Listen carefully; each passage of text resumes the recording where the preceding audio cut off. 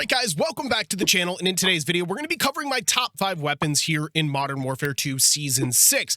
Now, I also chucked in a couple of honorable mentions that I really feel like you guys also need to give a try, but without further ado, let's get into it. Alright, so let's start the list with my first honorable mention in the PDSW. So I recently made a video on this exact class setup, and I had stated that it's my favorite SMG to use in the game right now. That wasn't just me spitting some crap. I actually think this is my favorite SMG in the game. Super aggressive, super low recoil, and overall super satisfying to use as a whole. So you can just absolutely fly around the map with this one, getting some pretty long range kills, but at the same time, the movement just makes it feel super satisfying.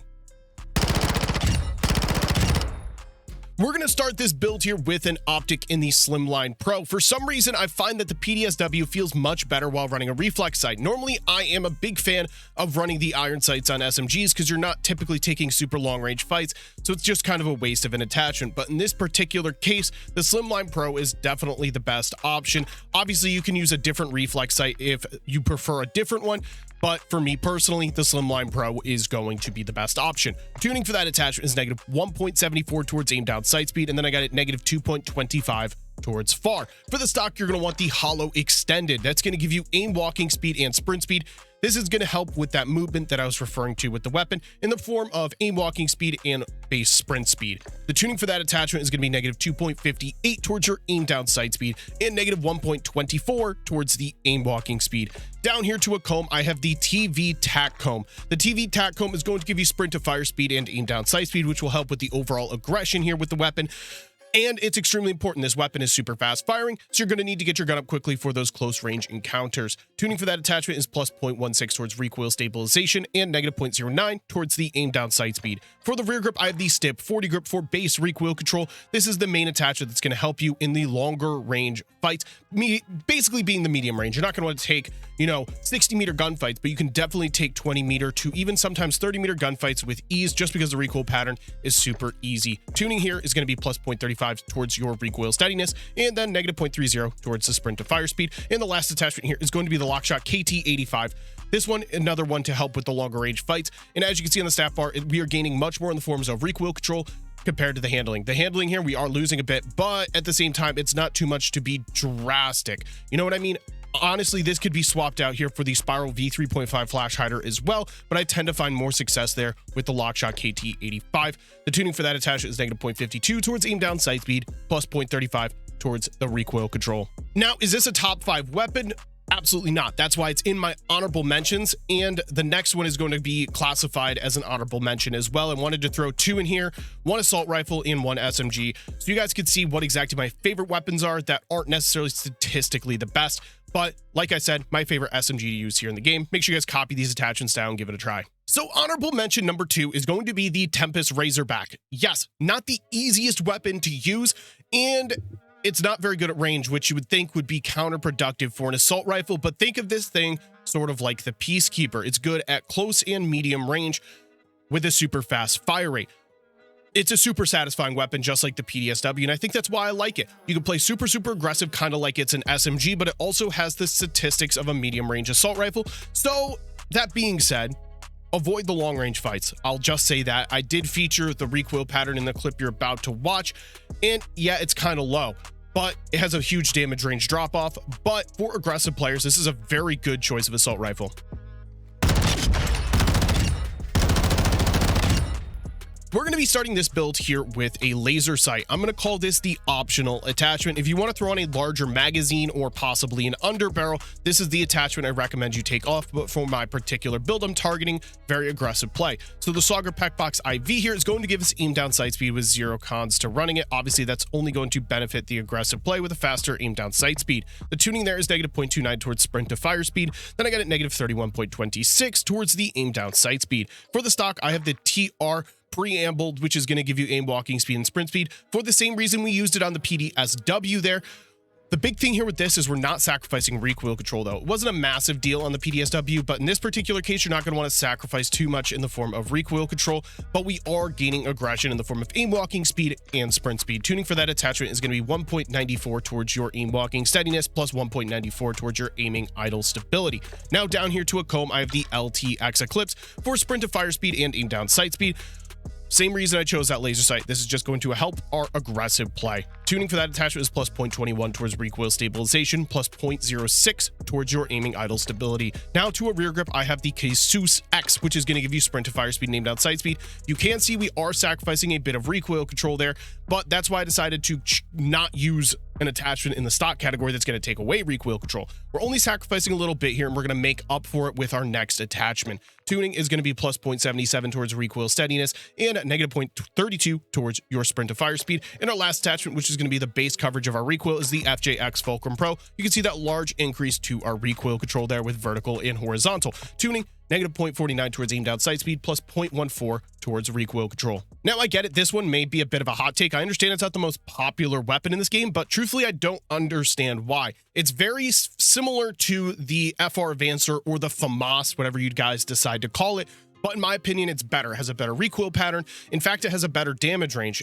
It's very similar in fire rate and base damage, so I don't really understand why this one tends to be less popular than the other ones. It's one of the better assault rifles in the game, in my opinion. Sure, it's not in the top 5, but it's easily in my top 10 weapons here in this game. So we are now officially in my top 5 weapons here in Modern Warfare 2, and the ISO 45 is going to take that number 5 spot. An extremely high damage close range weapon that has a pretty sporadic recoil pattern, but it's very good for aggressive players because of the high base damage at close range. With the right attachments, the ones I'm about to show you, it can take medium range gunfights pretty easily, but keep in mind it does have a pretty steep damage range drop off, but the headshot multiplier should make up for it if you're an accurate player.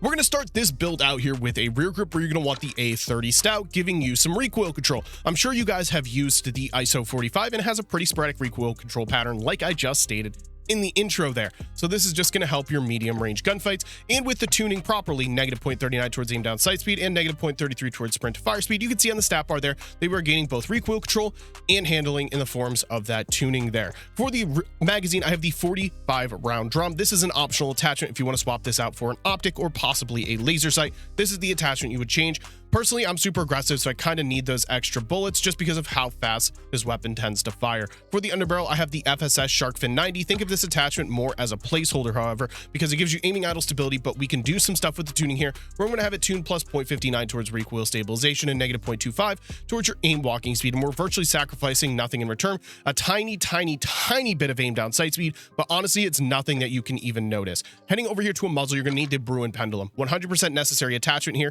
to help you with your medium range fights. It gives you vertical and horizontal recoil control. The tuning for that attachment is negative 0.34 towards your aim down sight speed and plus 0.14 towards the recoil control. And our last attachment is the 9-inch PTX trainer, which is the most important attachment of the build. You can see there we are gaining damage range along with hipfire accuracy, movement speed, and bullet velocity. We are sacrificing a bit of recoil control, but that's why we added attachments like the muzzle and the rear grip to make up for what was lost here with the barrel. The big thing is we are increasing that damage range, making it much more effective in the medium range. Tuning is plus 0.35 towards recoil steadiness and negative 0.23 towards the aim down sight speed. This was once the best SMG in the game if you would have watched some of my previous top 5 weapons videos.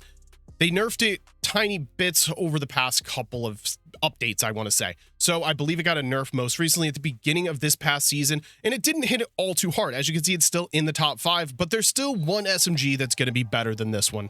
So at number 4, we have the MX Guardian, aka the Brecci 2.0. Now, the reason this isn't higher on the list is because of the overall versatility of the weapon. It's a close range monster, the best close range weapon in the game.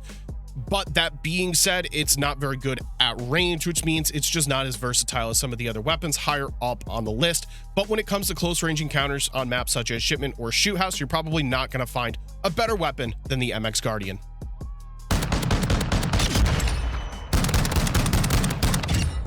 So we're going to be starting the MX Guardian build here with a trigger, and that's going to be the semi-auto trigger, which is going to convert the weapon from full auto to semi-auto, aka giving it that nickname, the Brecci 2.0. So the semi-auto trigger gives you that high grain ammunition, and you can see the large increase to the base damage of the weapon. Yes, it slows down the fire rate, sure, but that increase in damage definitely makes up for it. You have the ability to one shot at close range, two shot, three shot. Overall, you can just sit there and spray and pray. At the end of the day, it's not a weapon you aim down the sights with, so you just sit there, spray a lane, use your laser, and just melt enemies down. This thing's absolutely ridiculous. I'm surprised it hasn't been nerfed yet. We're going to jump into the tuning for this one, where I have it negative 0.07 towards sprint to fire speed, and I actually had this other bar with the recoil smoothness and the aim down sight speed left alone, because there's nothing really there that I needed to change. I don't need aim down sight speed. I'm not really aiming down the sights, and I don't need recoil smoothness because I'm not really interested in recoil control in this weapon, so just tune that towards your sprint to fire there. Heading over here to an underbarrel, I have the VX Pineapple Grip. The reason I chose this one, it gives you hip fire accuracy and hip recoil control. Like I said, this weapon is one you're not really aiming down the sights with. You're just kind of spraying down a lane, hip fire, spray and pray.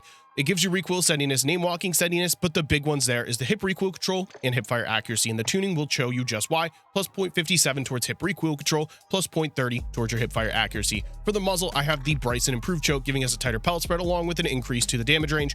Yes, it's not a huge increase to damage range, but with the tuning added, we can increase it even more. So plus 0.08 towards tighter pellet spread and plus 0.24 towards your damage range. For the barrel, this is technically the most important attachment of the build here, mainly because of the increase to your damage range, and you can see it's quite a large one. Between this and then the trigger, this is what really makes the weapon overpowered in my opinion. The large increase to the damage range, you also get bullet velocity, recoil control, and hip fire accuracy. The damage range is the big attribute gain there. Tuning is plus 0.39 towards recoil steadiness, plus 0.17 towards the damage range. And the last attachment is the .G3P04 laser, giving you hip recoil control, hip fire accuracy, and sprint to fire speed. All necessary attributes of this weapon that need to be increased, and it does a very good job of doing so. It's going to help you with your hip firing, and of course, an increased sprint to fire speed with a shotgun is nothing but a positive. The tuning here is going to be negative 0.36 towards hip walking speed and negative 32.90 towards your sprint to fire speed. I am really surprised this weapon hasn't really been nerfed yet, so make sure you guys take advantage of this setup while you have the opportunity. I would not be surprised if before MW3 comes out, they decide to hit this thing with a pretty massive nerf. Otherwise, I could definitely see it overtaking basically all the weapons in Modern Warfare 3. If they plan on re-releasing Shipment in Modern Warfare 3, this weapon will just basically control the meta on that map. So make sure you guys get all your kills, get your camos, have your fun with it while you have the opportunity. Coming in at number 3, we have the Vaznev 9K. This has basically stayed within my top 5 weapons throughout the entire year.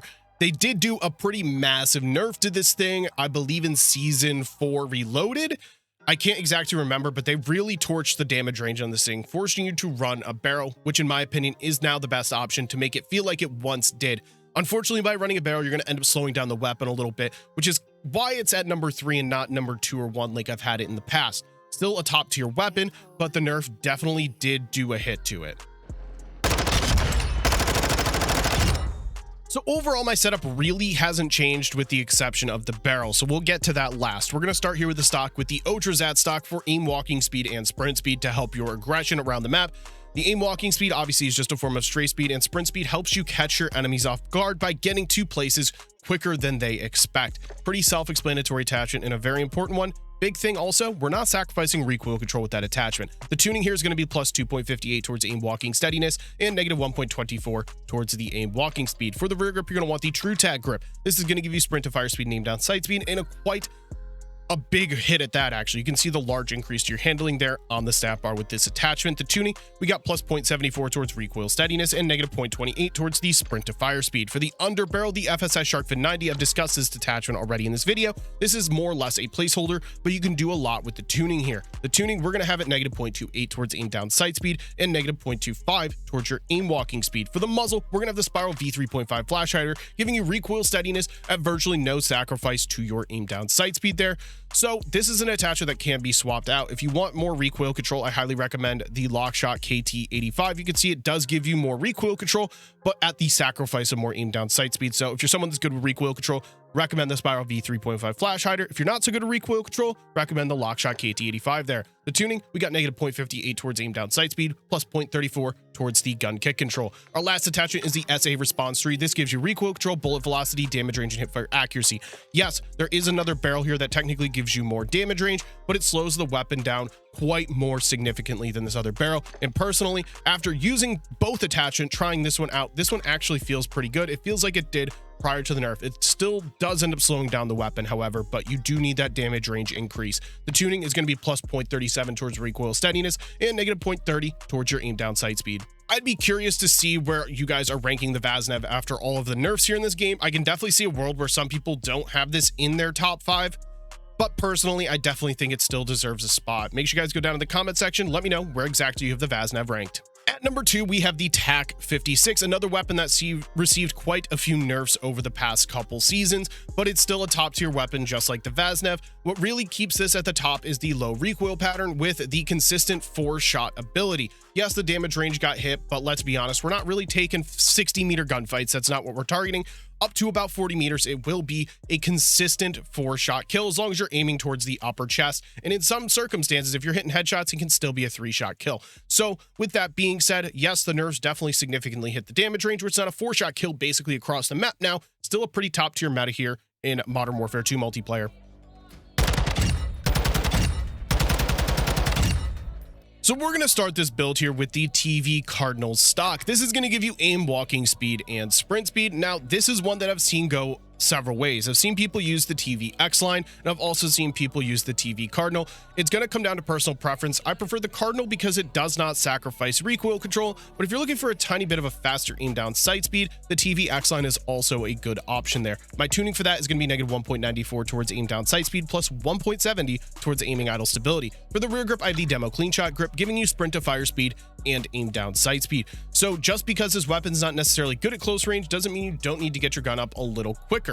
That being said, if you have your gun up, you might catch some people off guard that are running some SMGs. So having the fast aim down sight speed is definitely a positive here with this weapon, even though it's not necessarily good at close range. You're definitely going to find the most success at medium and longer ranges. The tuning here is going to be plus 0.32 towards recoil steadiness and negative 0.12 towards sprint to fire speed. For the underbarrel, I have the Commando foregrip. This is going to give you recoil stabilization and aiming idle stability at virtually no sacrifice to your aim down sight speed there. As you can see on the stat bar, we are gaining a little bit of accuracy and recoil control, but you can barely see the handling bar move down there. So the tuning for that attachment is plus 0.34 towards recoil stabilization and negative 0.19 towards aim walking speed. For the muzzle, we're going to have the Corvus Slash Gen .2, giving you recoil steadiness and once again at virtually no sacrifice to your aim down sight speed.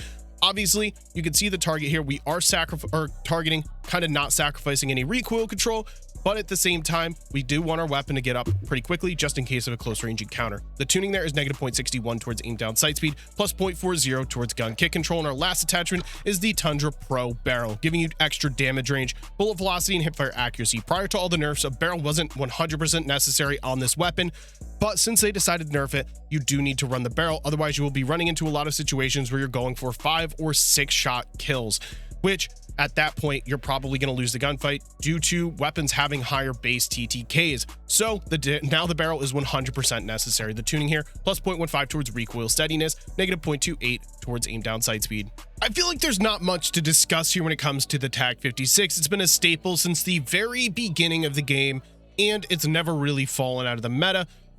There's all the attachments on the screen. I'm not really going to put off any more time talking about it. One of the best for a reason, stayed one of the best for a reason, and personally one of my favorites in the game. Make sure you guys copy the attachments down. Let's get to number 1. So making its appearance at number 1 for the second season in a row is going to be the M4, the most versatile weapon in the game. It's very good at close range because of the fire rate, very good at medium range just due to the base damage range and low recoil. And the long range is going to be more of the same. It has a very good damage range with the attachments we put on. The recoil is manageable enough that you can be taking super long range fights. Like I said, very versatile and definitely deserving of the number 1 spot. So believe it or not, my attachments have changed here just a little bit, and I'm going to start here with the stock, which is really the only attachment that did end up changing. That's the Torrent Spam 9. This is going to give you base recoil control at a tiny sacrifice to your handling. Not anything too crazy though. We're going to be making up for it. The tuning for that attachment is going to be negative 2.45 towards aim down sight speed, negative 1.01 towards the aim walking speed. For the rear grip, you're going to want the Seiken ZX grip again for recoil control to help you in your longer range endeavors.